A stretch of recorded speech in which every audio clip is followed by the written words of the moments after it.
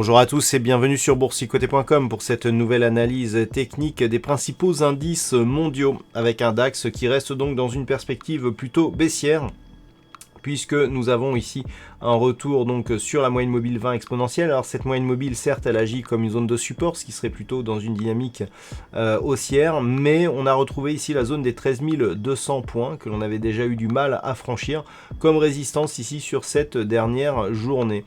Donc on est ici sur une fin de dynamique haussière, donc on avait eu du mal ici à franchir cette résistance et qui repasse en dessous. Donc la semaine prochaine, ce qu'il faudra surveiller, c'est un éventuel retour ici sur cette zone des 12 990 points.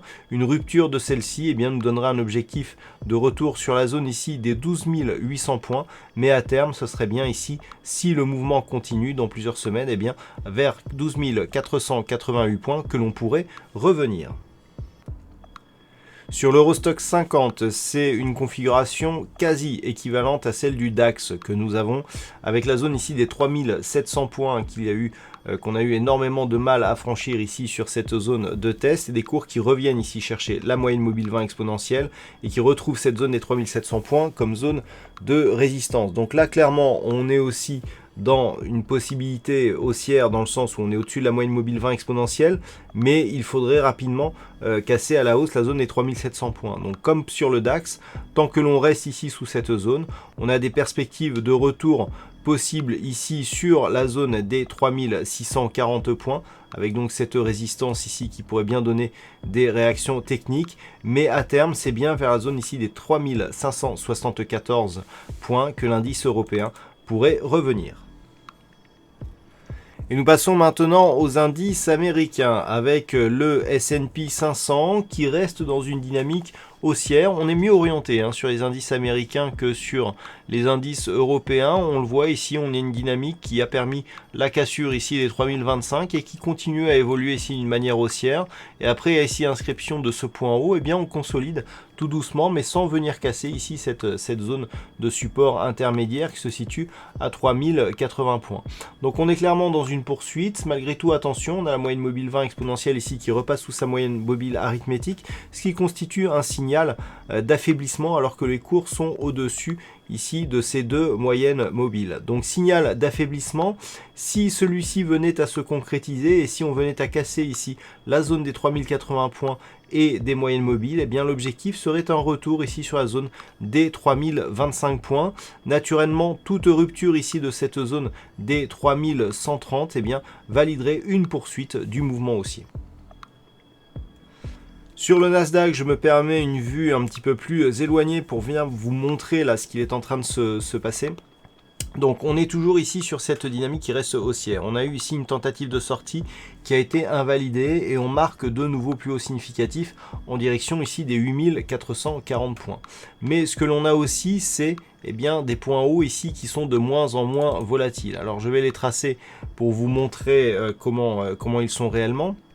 Alors si on prend ici ces deux points hauts significatifs, on voit que ici on a un dépassement et que l'on reste ici sur cette zone. Si on s'écarte un petit peu et que l'on prend par exemple sur cette précédente zone de points hauts, on voit qu'on est encore plus sur une cassure mais qu'on n'est plus réellement sur la même dynamique.